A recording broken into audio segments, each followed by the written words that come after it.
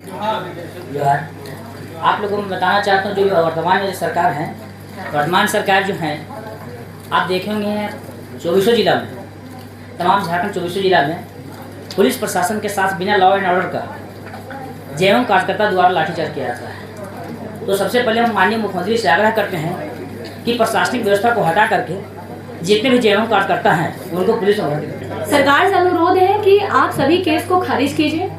आप इस तरह केस कर के सोचेंगे कि युवाओं को हम जेल में डाल। सबसे एक बात मैं बोलना चाहूंगी, यहाँ पे जितने मीडिया भाई बहन आए हैं, बहनों की संख्या कम है, भाइयों की संख्या ज्यादा है।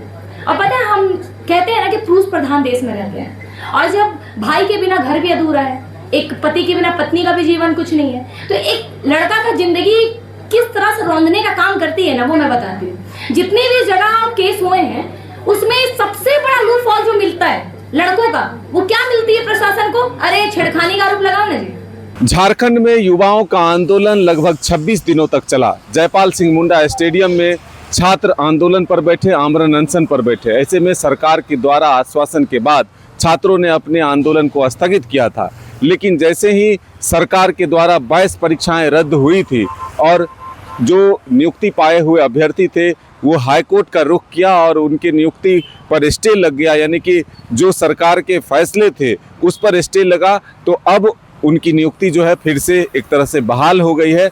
अब फिर से एक बार छात्र जो है वो आंदोलन के मूड पर हैं और सीधे तौर पर आज प्रेस क्लब में प्रेस वार्ता कर जेएसएससी जेपीएससी रिफॉर्म मंच के लोगों ने, छात्रों ने ये कहा है कि सरकार और जेएमएम के जो समर्थित लोग हैं वो जिस तरह से अत्याचार छात्रों के ऊपर पुतला दहन के द्वारा किया है वो एक तो कहीं से जायज़ नहीं है, दूसरी तरफ जो छात्रों पर पुलिस ने एफआईआर दर्ज किया है वो वापस हो। तो अब देखना होगा कि छात्रों की मांग पर सरकार क्या विचार करती है। आइए सुनाते हैं आपको कि जेएसएससी जेपीएससी रिफॉर्म मंच के लोग क्या कुछ कह रहे हैं। आप लोगों को मैं बताना चाहता हूँ, जो वर्तमान में जो सरकार है, वर्तमान सरकार जो है, आप देखेंगे 24 जिला में, तमाम झारखंड 24 जिला में पुलिस प्रशासन के साथ बिना लॉ एंड ऑर्डर का जेएमएम कार्यकर्ता द्वारा लाठीचार्ज किया जाता है। तो सबसे पहले हम माननीय मुख्यमंत्री से आग्रह करते हैं कि प्रशासनिक व्यवस्था को हटा करके जितने भी जेएमएम कार्यकर्ता हैं उनको पुलिस में भर्ती किया जाए, इसलिए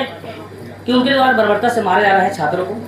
ये कहाँ का रूल है? ये संविधान का रूल तो नहीं है। तो उनसे हम आग्रह करते हैं, हम लोग जब जितने भी प्रोटेस्ट हम लोग कर रहे थे तो शांतिपूर्ण प्रोटेस्ट होता था।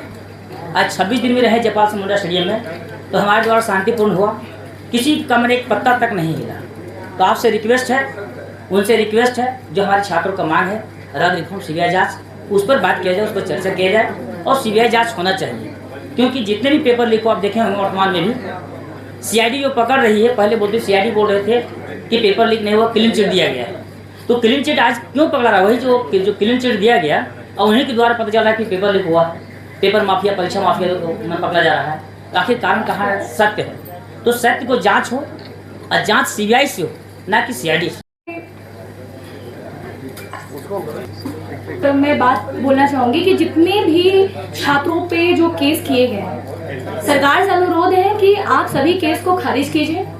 आप इस तरह केस कर के सोचेंगे कि युवाओं को हम जेल में डाल। सबसे एक बात मैं बोलना चाहूंगी, यहाँ पे जितने मीडिया भाई बहन आए हैं, बहनों की संख्या कम है, भाइयों की संख्या ज्यादा है।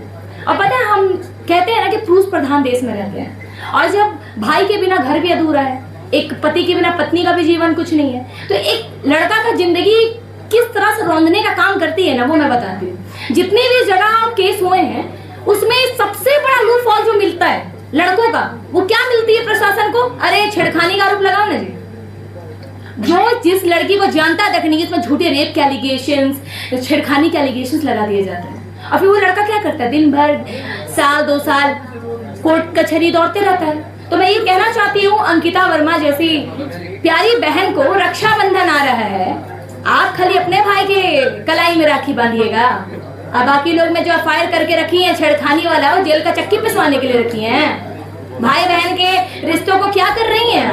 आपको रविंदर भैया आपको प्रोटेक्ट कर रहे थे, आपने बोल दिया कि वो छेड़खानी कर रहे हैं। तो ये मुझे समझ नहीं आता है। और मुझे एक्चुअली मैं खुद एक लड़की हूँ, फिर भी कहना चाहूंगी कि संविधान और कानून ने लड़कियों को बहुत छूट दी है।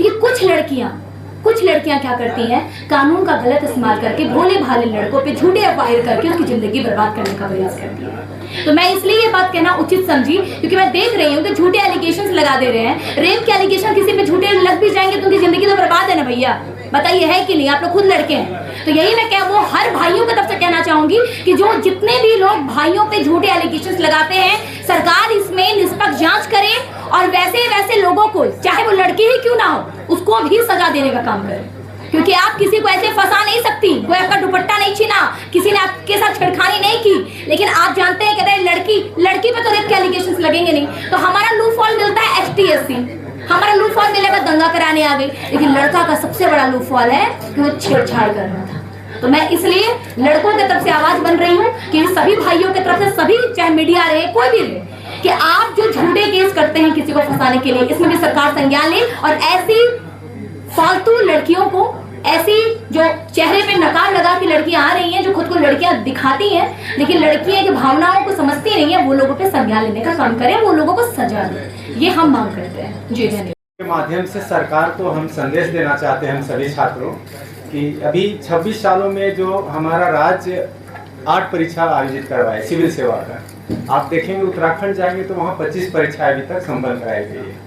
तो 8 परीक्षा कराने में उसके बावजूद यहाँ धांधली, भ्रष्टाचार का आरोप लगे हुए हैं। CBI अंदर अभी जांच भी चल रही है। तो हम लोग का यही मांग है कि सरकार, जो राज्यपाल का ये है विशेषाधिकार, कि संघ लोक सेवा आयोग को भारत की संविधान 315-320 में उल्लेख है कि अगर राज्य सेवा परीक्षा संघ लोक सेवा के अधीन ली जा सकती है, तो सरकार भी यहाँ जो भी, या भाजपा रही या कांग्रेस रही, ये JMM रही, सबने कहीं कहीं धांधली और भ्रष्टाचार का आरोप लगाया है। इसलिए माननीय राज्यपाल महोदय, महामहिम राज्यपाल महोदय से भी हम लोग आग्रह करना चाहते हैं कि राज्य लोक सेवा जो JPSC है उसको संघ व्यवस्था के अधीन आयोजित कराने का अनुरोध करते हैं। तो आपने सुना कि किस तरह से झारखंड में युवा फिर से एक बार आंदोलन की राह पर जाने की बात कह रहे हैं। सरकार से उनके अपने वादे जो किए हुए हैं, छात्रों से जिन आश्वासन के साथ आंदोलन को समाप्त कराया गया था, उस पर कायम रहने के लिए और जो FIR दर्ज हुए हैं छात्रों पर, उसे वापस लेने की मांग कर रहे हैं।